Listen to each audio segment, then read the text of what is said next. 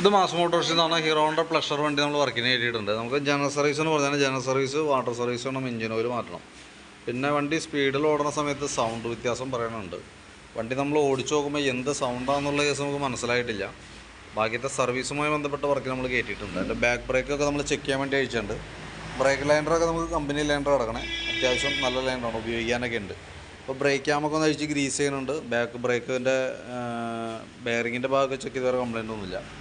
പിന്നെ ബാക്കിലത്തെ ടയർ നോക്കി, ടയർ കുറച്ചും കൂടി ഓടാനുണ്ട് നമുക്ക് കേട്ടോ. അത് കഴിഞ്ഞ് നിസ്സാരം കൂടി ഉള്ളൂ ഉപയോഗിക്കാനായിട്ട്. പിന്നെ ഹബിൻ്റെ ഭാഗത്തായാലും വേറെ പറയത്തക്ക കംപ്ലൈൻ്റ് ഒന്നുമില്ല. ഗിയർ ഓയിൽ ചെക്ക് ചെയ്തത് നല്ല വീലാണ് കേട്ടോ. പിന്നെ നമ്മൾ ഈ സൈഡിലേക്ക് വരുമ്പോഴത്തേക്കും എൻ്റെ എയർ ഫിൽറ്ററൊക്കെ ഒന്ന് ക്ലീൻ ചെയ്യാൻ വേണ്ടി അയച്ചിട്ടുണ്ട്. കമ്പനി ഫിൽറ്ററാണ്, വലിയ പഴക്കമായിട്ടില്ല. ഒന്ന് കുറച്ച് പൊടിയൊക്കെ ഉണ്ടാവും, എയർ അടിച്ച് ക്ലീനാക്കി നമുക്ക് റീസെറ്റ് ചെയ്യാം. പിന്നെ അതേപോലെ നമ്മളതിൻ്റെ ക്ലച്ച് ഭാഗം നമ്മൾ അഴിച്ച് ചെക്ക് ചെയ്യണം. ക്ലച്ച് ഗ്രീസിങ്ങിനൊക്കെ ആയിട്ട് അഴിച്ചാണ്. അപ്പോൾ നമുക്ക് അതിൻ്റെ ഈ സൈഡിൽ ക്രാങ്ക് ഷാഫ്റ്റിൻ്റെ ഓയിൽ സീൽ ലീക്കായി തുടങ്ങിയിട്ടുണ്ട്. ആരംഭമാണ്, ഇവിടെ ഓയിലൊക്കെ വന്ന് നിൽക്കുന്നുണ്ട്. അപ്പോൾ കൈയോടെ നമുക്ക് ആ ഓയിൽ സീൽ മാറ്റിയിടാം. കാരണം നമ്മളിപ്പോൾ ക്ലച്ച് അഴിച്ചേക്കണതുകൊണ്ടാണ് നമുക്കപ്പോൾ ആ കംപ്ലയിൻറ്റ് കാണാൻ പറ്റിയത്. ക്ലച്ച് ഗ്രീസിങ്ങിനായിട്ട് നമ്മൾ അഴിച്ചപ്പോൾ അപ്പോൾ കൈയോടെ തന്നെ അത് പുറത്തേക്ക് നമുക്ക് ഒഴുകി തുടങ്ങിയിട്ടില്ല. അപ്പോൾ നിലവിൽ നമ്മൾ ചെക്ക് ചെയ്യുമ്പോൾ പുറത്ത് ഓയിൽ ലീക്കോ കാര്യങ്ങളൊന്നുമില്ല. പക്ഷേ ഉള്ളിൽ ഓയിൽ ലീക്ക് സ്റ്റാർട്ട് ചെയ്തിട്ടുണ്ട്. അപ്പോൾ കൈയോടെ നമുക്ക് ആ ഓയിൽ സീൽ മാറ്റിയിടാം. ബെൽറ്റ് നോക്കി, പുതിയ ബെൽറ്റ് കിടക്കണം, കമ്പനി ബെൽറ്റാണ്. അതേപോലെ ഈ ബെൻഡെക്സിൻ്റെ ഭാഗമൊക്കെ നമ്മൾ ചെക്ക് ചെയ്യുന്നുണ്ട്. ബെൻഡെക്സിൻ്റെ ഇതിവിടെ ചെറുതായിട്ട് അലൈൻമെൻറ്റ് വേരിയേഷൻ വന്നിട്ട് ചെറുതായിട്ട് ടച്ച് ചെയ്യുന്നുണ്ട് ഈ ഭാഗത്ത്.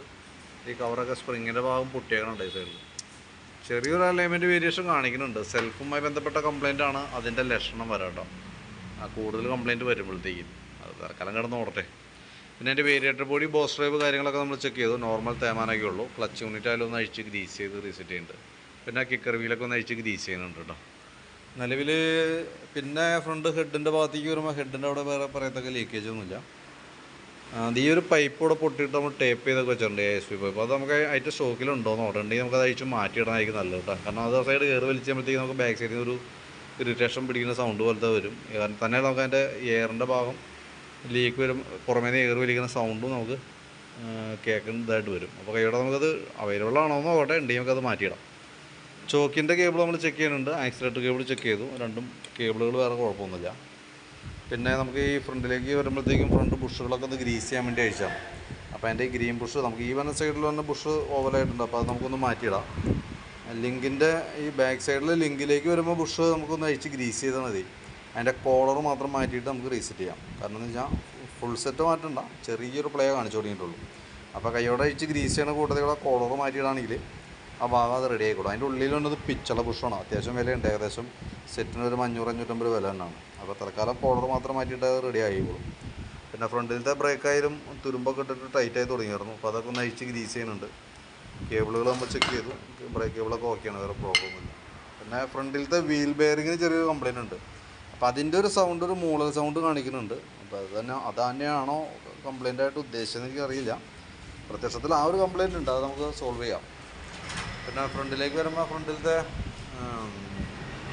ബ്രേക്ക് ലൈനർ നമ്മൾ അഴിച്ച് ക്ലീൻ ചെയ്യുന്നുണ്ട്. വലിയ പഴക്കമൊന്നുള്ള കേബിളല്ല, ലൈനറല്ല, കമ്പനി ലൈനർ തന്നെയാണ്. ജസ്റ്റ് ഒന്ന് ക്ലീൻ ചെയ്ത് റീസെറ്റ് ചെയ്താൽ മതി. പിന്നെ നമുക്ക് അതിൻ്റെ ബാറ്ററി നോക്കുമ്പോൾ ബാറ്ററി 2024 മോഡൽ ബാറ്ററി, ആമറോണിൻ്റെ ബാറ്ററിയാണ്.